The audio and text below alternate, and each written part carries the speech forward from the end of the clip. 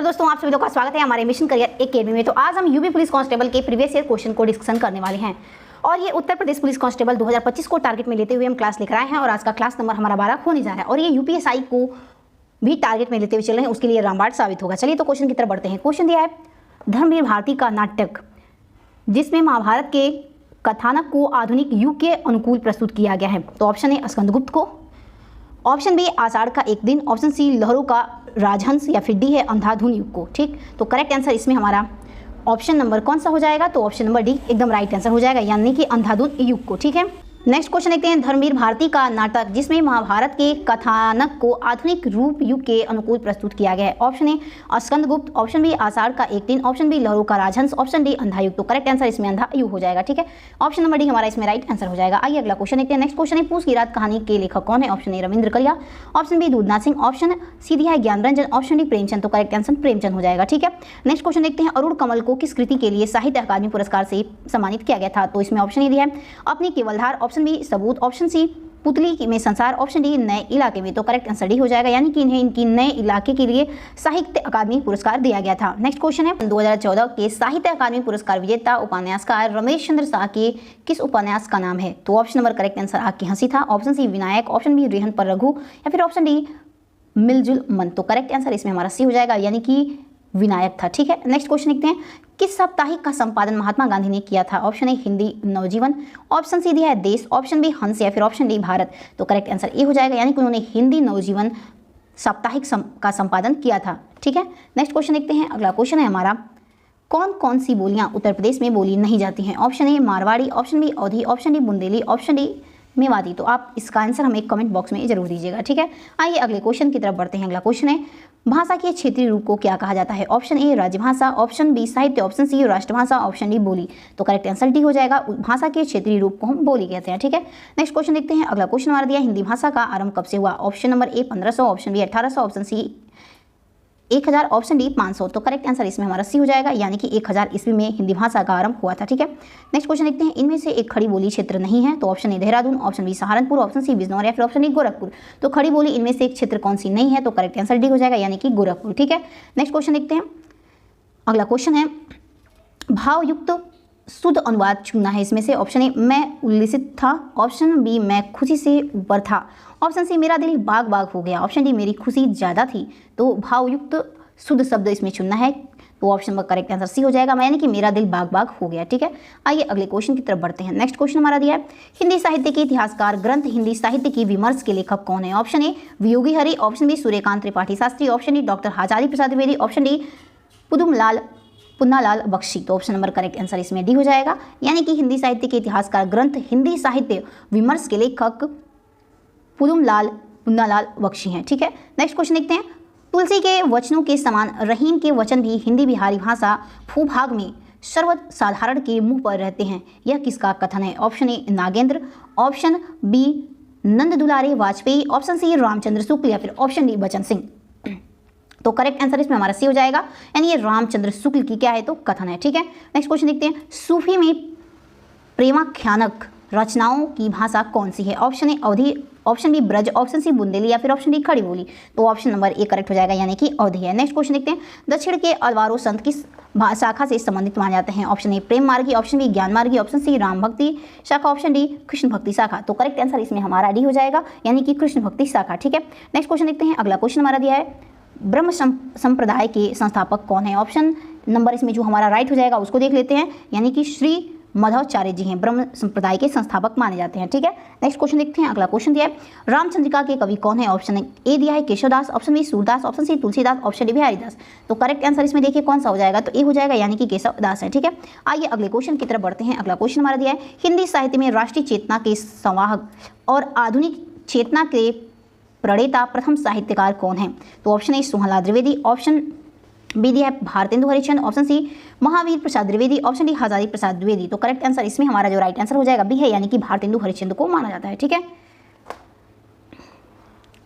Next question देखते हैं। Next question है मैंने देखा एक बूंद सहसा उछली सागर के झाग से रंग गई क्षण भर ढलते सूरज की आग से। ठीक, उपयुक्त पंक्ति ये किस कवि की है? ऑप्शन ए अगेय की है, ऑप्शन बी जगदीश गुप्त की है, ऑप्शन सी भारत भूषण अग्रवाल की है, ऑप्शन डी गिरजा कुमार माथुर की है। तो ये पंक्ति किसकी है, तो option number correct answer A हो जाएगा, यानी कि ये पंक्ति अगे की है। ठीक है, आइए अगले क्वेश्चन की तरफ बढ़ते हैं। अगला क्वेश्चन है, हिंदी के उस उपन्यासकार का नाम बताइए जिसकी कृतियों को पढ़ने के लिए बहुत से लोगों ने हिंदी सीखी। ये बहुत इंपॉर्टेंट है कि हिंदी के उस उपन्यासकार का आपको नाम बताना है कि जिसकी कृति पढ़ने के लिए लोगों को हिंदी सीखना पड़ा। ठीक है, तो option A Devaki Nandan, option B Ratnakar, option C Premchand या फिर ऑप्शन डी बालकृष्ण भट्ट। तो करेक्ट आंसर ए हो जाएगा, यानी कि देवकी नंदन खत्री के कृतियों को पढ़ने के लिए बहुत से लोगों को हिंदी सीखना पड़ा। ठीक है, नेक्स्ट क्वेश्चन है, झांसी की रानी किस प्रकार का उपन्यास है। ऑप्शन ए तिलस्मी, ऑप्शन बी सामाजिक, ऑप्शन सी ऐतिहासिक या फिर ऑप्शन डी जासूसी का। तो करेक्ट आंसर इसमें हमारा सी हो जाएगा, यानी कि ऐतिहासिक उपन्यासकार है। ठीक है, नेक्स्ट क्वेश्चन देखते हैं। अगला क्वेश्चन दिया है,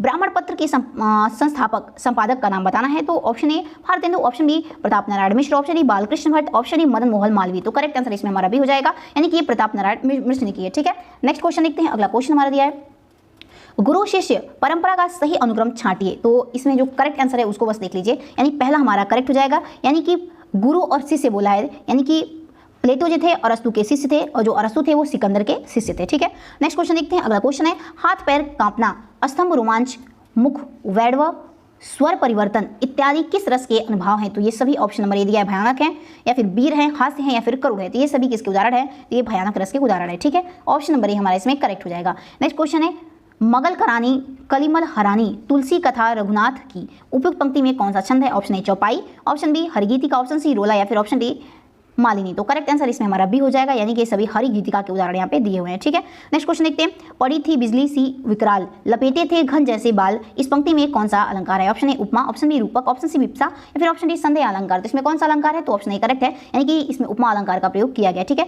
शब्द अलंकार में यह नहीं है, तो बताना है कि शब्द अलंकार के इसमें से कौन से भेद नहीं होते हैं। तो देखिए शब्द अलंकार यमक दिया है, श्लेष दिया है, अनुप्रास दिया है और उपमा दिया है। तो देखिए इसमें जो हमारा राइट आंसर हो जाएगा, तो इसमें हमारा करेक्ट आंसर डी हो जाएगा, उपमा अलंकार ये अर्थालंकार के भेद होते हैं, न कि शब्द अलंकार। ठीक है, नेक्स्ट क्वेश्चन देखते हैं, रघुवर जस प्रताप के आगे चंद्रमंद रवि तापहि त्यागे, उपयुक्त पंक्ति में कौन सा अलंकार होगा। तो ऑप्शन ए दिया है उल्लेख, ऑप्शन बी विभावना, ऑप्शन सी उत्प्रेक्षा, ऑप्शन डी व्यतिरेक। तो इसमें जो हमारा करेक्ट आंसर हो जाएगा इसमें डी है, यानी कि व्यतिरेक का उदाहरण यहाँ पे दिया हुआ है। ठीक है, नेक्स्ट क्वेश्चन देखते हैं, नागरी लिपि को किस नाम से जाना जाता है। ऑप्शन ए नंदी देवी लिपि, ऑप्शन बी देवलिपि, ऑप्शन सी दिया है देवीय लिपि या फिर ऑप्शन डी नंदी नागरी लिपि। तो करेक्ट आंसर इसमें हमारा डी हो जाएगा, यानी कि नंदी नागरी लिपि के नाम से उसे जानते हैं। ठीक है, नेक्स्ट क्वेश्चन आगे की तरफ बढ़ते हैं, वागड़ी बोली निम्न में से किस सर्वाधिक प्रभावित वाली भाषा है। तो ऑप्शन ए पंजाबी है, ऑप्शन सी ब्रज है, ऑप्शन बी बघेली है, गुजराती है। तो ये गुजराती है, ऑप्शन नंबर डी हमारा इसमें करेक्ट हो जाएगा। इनमें से कौन सा अघोष ध्वनि, ये भी इंपॉर्टेंट है, वो तो सारे आयोग के द्वारा इंपॉर्टेंट पूछे गए, लेकिन ये बहुत ही इंपॉर्टेंट है। देखिए तो इसमें करेक्ट आंसर हमारा कौन सा हो जाएगा,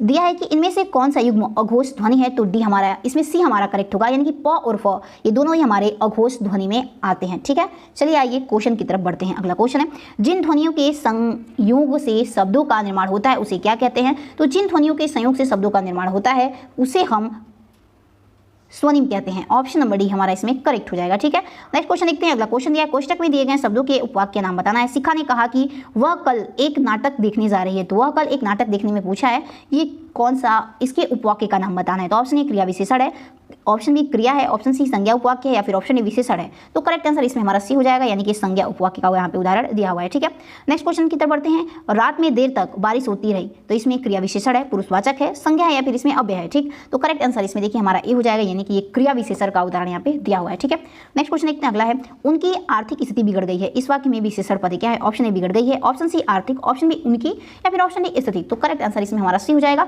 यानी कि आर्थिक इसमें जो है ये वाक्य हमारा विशेषण पद है। ठीक है, नेक्स्ट क्वेश्चन देखते हैं, उसने कविता पढ़ी होगी, वाक्य का काल बताना है। ऑप्शन ए आसन भूतकाल, ऑप्शन सी संदिग्ध भूत है, ऑप्शन बी पूरे भूत है, ऑप्शन डी सामान्य भूत है। तो करेक्ट आंसर सी हो जाएगा इसमें हमारा, यानी कि संदिग्ध भूत का उदाहरण है, यानी कि उसने कविता पढ़ी होगी, यानी उसने यहाँ पे दे दिया। ठीक है, नेक्स्ट क्वेश्चन है, किस वाक्य में विधेय विशेषण होता है। ऑप्शन ए दिया सुशील बढ़िया काम करती है, सुशीला बढ़िया काम करती दिया है। ऑप्शन बी पके फल ही प्रयोग में लाने। ठीक, ऑप्शन सी सभी को नीली छतरी चाहिए। ऑप्शन डी मेहुल का घर आलीशान है। तो इसमें पूछा है कि विधेय विशेषण क्या होगा। इसमें जो विधेय विशेषण है हमारा डी है, यानी कि मेहुल का घर आलीशान है। ठीक है, नेक्स्ट क्वेश्चन देखते हैं। अगला क्वेश्चन दिया है, पुल्लिंग शब्द नहीं है। ध्यान दीजिएगा, इसमें पुल्लिंग शब्द नहीं पूछा है। तो ऑप्शन ए रत्न, ऑप्शन बी मोहित, ऑप्शन सी नकलश, ऑप्शन डी बचपन। तो करेक्ट आंसर इसमें हमारा सी है, यानी कि नकलश हमारा ये पुल्लिंग शब्द का उदाहरण नहीं है, बाकी सभी पुल्लिंग शब्द के उदाहरण यहाँ पे दे रखे हैं। नेक्स्ट क्वेश्चन है, स्त्रीलिंग शब्द को चुनना है। ऑप्शन ए धुआं, ऑप्शन बी संध्या, ऑप्शन सी भत्ता या फिर ऑप्शन डी धावा। तो करेक्ट आंसर इसमें हमारा बी हो जाएगा, यानी कि संध्या हो जाएगा। ठीक है, आइए नेक्स्ट क्वेश्चन देखते हैं। अगला क्वेश्चन है, मुनीष में आप मुनीष को संधि विच्छेद करना है। मुनि प्लस इस बी मुनि प्लस ईस, ऑप्शन सी मुनि प्लस ईस, ऑप्शन डी मुनि प्लस ईस। तो जो इसमें हमारा करेक्ट आंसर हो जाएगा बी करेक्ट है, यानी कि मुनि प्लस ईस हो जाएगा। ठीक है, नेक्स्ट क्वेश्चन देखते हैं, पयधर का संधि रूप क्या होगा। तो इसमें ऑप्शन नंबर ए दिया है पयधर, ऑप्शन नंबर बी दिया है पयाधार, ऑप्शन नंबर सी दिया है पयाधर, या फिर ऑप्शन डी पयुधर। तो करेक्ट आंसर इसमें हमारा डी हो जाएगा, यानी कि पयुधर होता है उसका संधि रूप। ठीक है, नेक्स्ट क्वेश्चन देखते हैं, तिरंगा। तिरंगा का मतलब क्या होता है, इसका यानी कि समास विग्रह करना है। 3 रंगों का समाहार, ऑप्शन बी 3 रंगों से, ऑप्शन सी 3 रंग वाला, ऑप्शन डी 3 रंग। तो करेक्ट आंसर देखिए इसमें ए हो जाएगा, यानी कि 3 रंगों का समाहार, यानी कि तिरंगा उसे कहते हैं। ठीक है, नेक्स्ट क्वेश्चन देखते हैं, नरसिंह में कौन सा समास होगा। तो ऑप्शन नंबर करेक्ट आंसर कौन सा होगा, इसमें आप ध्यान दीजिए, ऑप्शन पहला दिया है अव्ययीभाव होगा, ऑप्शन बी तत्पुरुष, ऑप्शन सी कर्मधारय, या फिर ऑप्शन डी द्विगु। तो करेक्ट आंसर सी हो जाएगा, यानी कि इसमें अव्ययीभाव समास का प्रयोग किया गया, यानी कि नरसिंह में। ऑप्शन नंबर पहला हमारा इसमें करेक्ट आंसर हो जाएगा। ठीक है, आइए अगले क्वेश्चन की तरफ बढ़ते हैं। अगला क्वेश्चन दिया है,